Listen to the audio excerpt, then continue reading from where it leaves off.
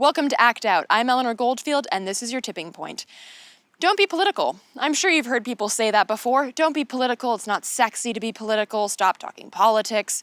Well, it turns out that the people most excited by your frozen stance in that political batter's box are the politicians themselves and their fat cat donors who really want to keep running the game. So seriously, don't be political. This was further highlighted in a recent Fox News report. Well, I say report, but that really suggests that there's news and reporters or journalists involved. So let's just call it what they themselves even admit to. Fucking gossip. Uselessly vapid cover-ups to avoid actually talking about real shit. So in one of those recent segments, these two out-of-touch TMZ hopefuls commented on how excited lawmakers were that Taylor Swift was in town. Naturally, I wondered, what the fuck, and clicked on the link. Instead of trying to explain to you the dog and whistle-like pain associated with hearing some of the words so strikingly stupid emanate from their mouths, I'm just gonna go ahead and show this to you. It is time to get you in the know, a combination of politics and Hill gossip. Every Monday night, Judy Kurtz from Hill.com joins us to walk us through some of the stories. Judy, good to have you with us. Great to be here. All right, let's get to it. We all know it is hard to get anything done in Congress these days because of all that bad blood between Republicans and Democrats. Get it? That's Taylor Swift's song, Bad Blood. Yeah, I know, a little lame. But for the next couple of nights at Taylor's concerts at Nats Ballpark, they are coming together, right? That's right. This is the one thing that Democrats and Republicans seem to be able to agree on, and that's Taylor Swift. Yeah. They all love Taylor Swift. 26 lawmakers, Democrats and Republicans, are fundraising off of Taylor Swift's concerts here in D.C. Now, not in the and same tomorrow. suite, right? Basically, Not they in get the a same suite suite. or an allotment of seats, and then they invite people to pay over the ticket price, right? Right, that's right. Pay much more Yeah. over the ticket price to see both the lawmaker and get a taste of Taylor Swift's music. And you know how it works. I guess the more you pay, the more face time you get with the lawmaker, right? Absolutely. And Taylor Swift seems to be the perfect way to fundraise for these lawmakers because she's not too controversial. She's almost saccharine sweet in many ways. And she's non-political, so each party can kind of claim her as one of their own. I really hope I never run into either one of these people on the DC Metro because as peaceful as I am, I will just fucking slap them. First of all, how can you sit there like fucking Ken and Barbie, all smiles, and explain to people that, oh yeah, how it works is you pay a lot of money, more than any of you have that are watching this, and then you get to see this lawmaker and talk to him about what you want, and you also get to see some skinny blonde bounce around on stage. How great is that?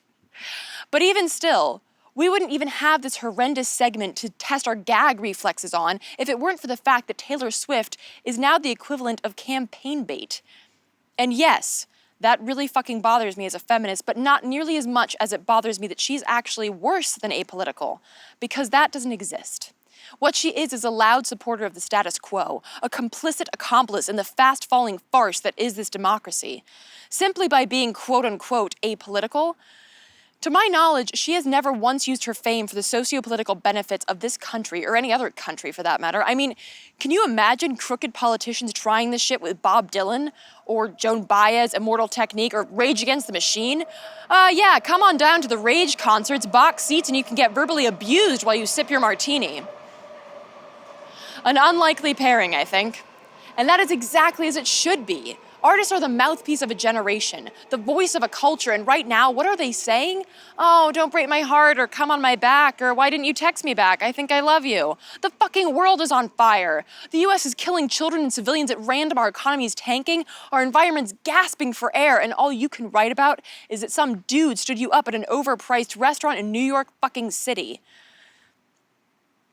Taylor, you'll never watch this, but I would like to ask this to the ether. Just put it out there. Do you really want your only legacy to be that you helped some teenage boys masturbate and helped some corporate fucksticks raise money to shit on the futures of your little teeny bopper fans? Do you really want to end your life knowing that you never made anyone think?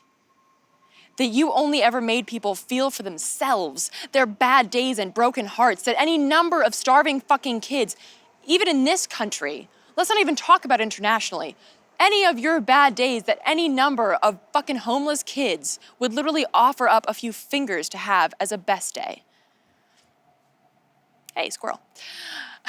I know you're young and you want to have fun, but hey, What about Mari Black, the 20-year-old MP who just last week gave her maiden speech in the House of Commons, a fucking ray of light in the midst of old crotchety white men tinkering with their billions in the shadows while the rest of the UK tightens their belts in attempts to move on? And they actually do really look like that, no joke. And no, we can't be as much of a badass as Mari, but we can all do something. And that something becomes a big fucking deal when you have as many fans as Taylor Swift. Don't be campaign bait. I know you like boys, but these men are using you to drop kick democracy and shit on freedom. There is no apolitical. Silence is political. Don't be that shitty batter.